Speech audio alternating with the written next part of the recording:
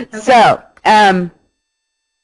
Traci, I want to welcome you to this Edudemic Plus screencast.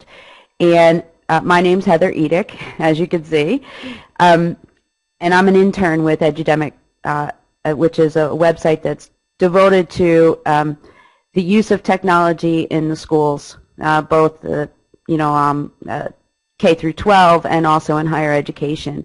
We're interested in anything to do with the integration of that technology into the schools, and we like to celebrate those projects and instances in which in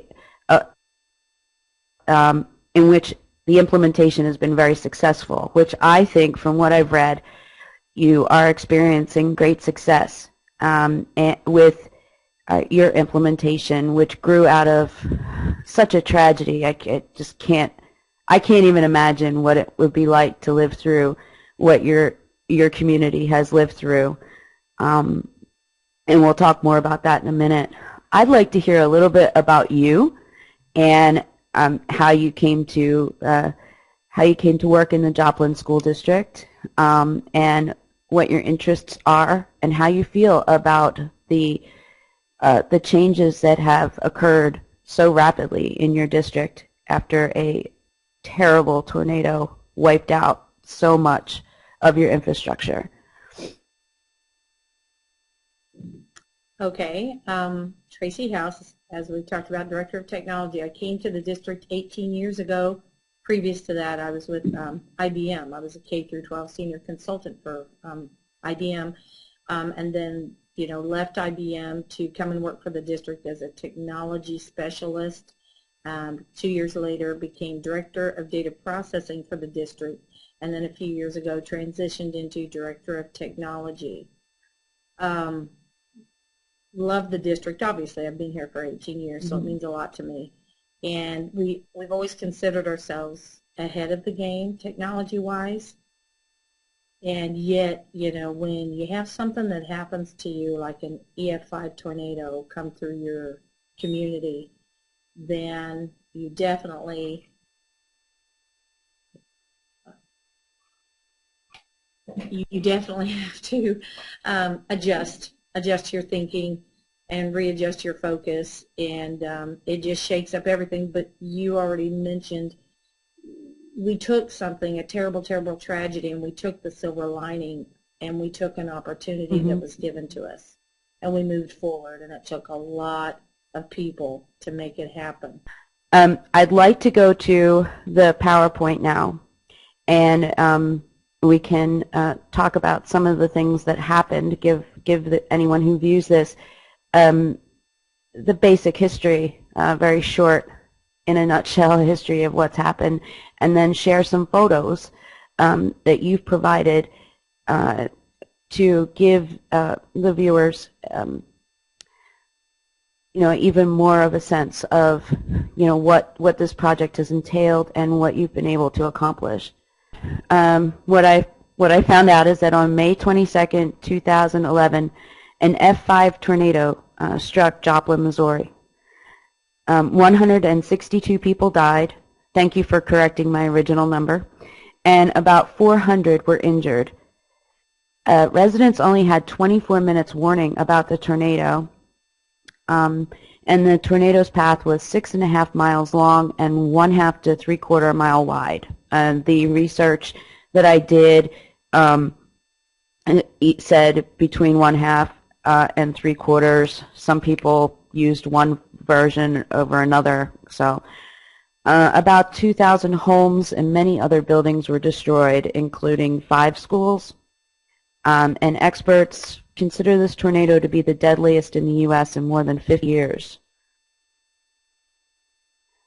Would you like, before I read the rebuild, would you like to share your experience with the tornado, Traci? Sure.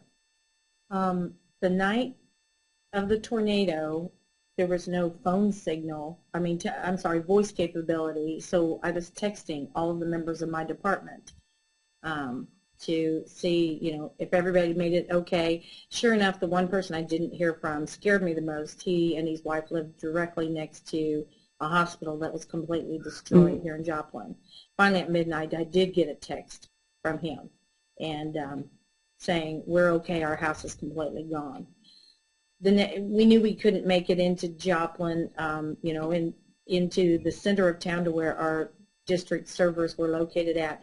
So at dawn the next morning, and what normally would take 15 minutes for me to get to work took about an hour and a half, because you're turning around, you're trying to find different roads to drive on, the power lines, the trees, cars flipped upside down in the roadways, and if you did make it through, you were constantly showing your ID to the National Guard that were posted, and I don't blame them. Looting started quickly, but just explaining that it was critical for me to get to our building, which is located, right in the path, but a little bit south, so the whole building didn't get taken, because we needed to check out our servers, because I knew our main mission of our superintendent, Dr. Huff, and Dr. Bessendorf, our assistant superintendent, was to account for all students and families and all staff and families to, be able to confirm, where they were and what happened. And so to do that, I knew that we needed to try to get our computer systems up and going. So I did explain how critical it was, and they would let me through. So when we arrived at the administration building, myself and two other technology specialists arrived at the same time, and we moved tree trims, etc., tree trunks to or limbs to get inside the building. The entire roof was torn off, so we were very worried. We started walking downstairs, and it was very dark. Of course, there's no power, and our servers are located downstairs in a server room.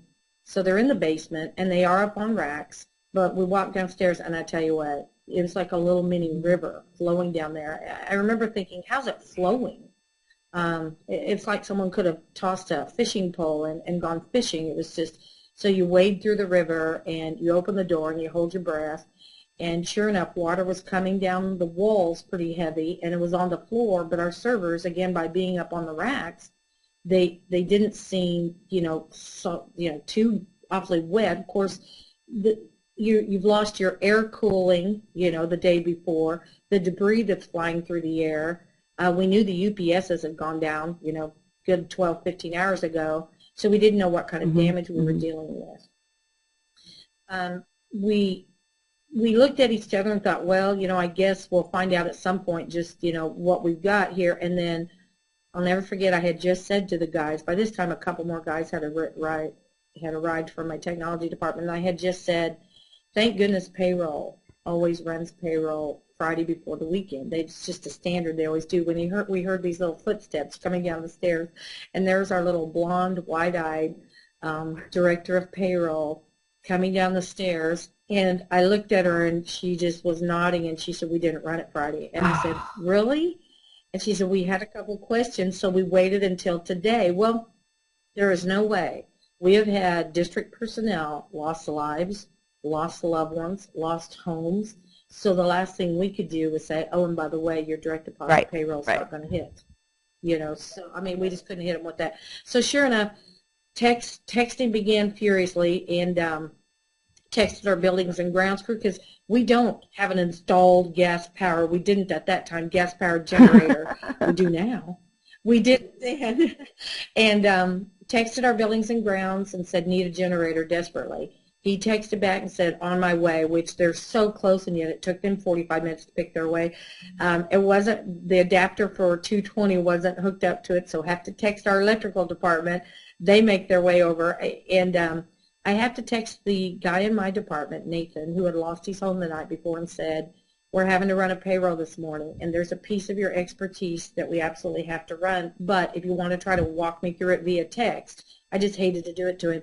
Nope. He texted and said, I am on my way. So it amazed me, all these people, and we've got hard hats on and flashlights, very dark down there, get the generator hooked up. And as everybody that works with technology realizes, this generator is just one small generator, so we can only bring up certain server at a time. We bring up the core switch first.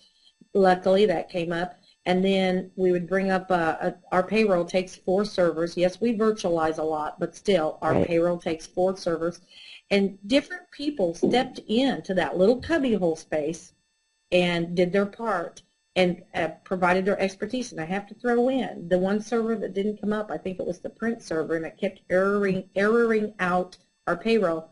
Our network programmer, he wrote a script. He wrote a program on the fly that said ignore it, just in order to get this payroll to run so we could shoot it off wirelessly and get those people's payroll. The reason I bring up this story, it was at that moment when I watched this well-orchestrated symphony of so many different departments stepping in. It was very quiet, stepping back out. And then when we got it sent, there were some real quiet fist bumps happening because you didn't want it everywhere. And yet I had a bit of an epiphany of thinking, I think Joplin schools will survive. Yes, yes.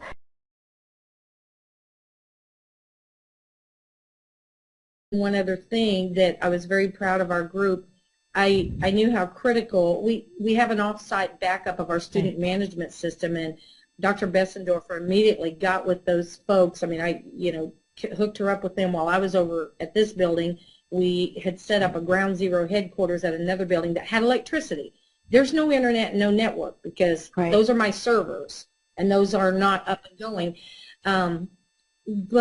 So those folks, they had a backup of our student management system report sent to them immediately by our CIC, our vendor that we work with Infinite Campus. So that's how they were able to start making phone calls as phone signal slowly and surely developed. But in a couple of days, we had more generators brought over. And we had our email server up going and several our network and internet server. And I realized quickly, we can't bring it down, run it from 7 a.m. to 5 p.m. because Facebook had been wonderful. Facebook was it was a godsend. It truly was. It was the only communication for a while. But now we've got our email services up, and this is how people can check on each other and look for each other, and our internet services. So I immediately said, going to take shifts and spend the night because, with generators, you can't leave them, go off for the night. I took the first shift. And, that the guys made sure that there was gas, 5-gallon gas, gallon holders, whatever you want to call them, outside. And I know they tell you, oh, don't put gas in a generator while it's running, but I did it anyway. That was probably my craziest, most stubborn moment. Just get out there at midnight and 2 in the morning and 4 in the morning and keep filling with gas so that we could keep the servers running. I took the first shift. All the guys took turns taking shifts. One of my guys said, this is crazy, you're staying by yourself. Well, I lied to them and said, my husband's coming up. I lied to my husband and said they were staying just because I'm like, it's just silly. Why should more people be miserable? But there was a National Guard about a block down the road, so one of my tech guys stopped and said, okay, I have a crazy, stubborn boss that's taking the first shift. Can you check on her every now and then? Because there are still looters out. They were a little worried, but that was nice. And I do remember putting an email out saying we are open 24 hours because these people, God love them, so many people are living on top of each other, living with grandparents, living with relatives. Hotels filled up quickly. That I knew they needed a place to go, so I'd have to say the only time I would get a little nervous, I would hear footsteps about 2 in the morning, but they would be smart enough to say, I'm a teacher at South Middle School, I'm a teacher at North. I just want to, come and use the internet for a little bit and just get away, 2 in the morning, 4 in the morning. And that's what we set up, several workstations, just to give them a place to go. And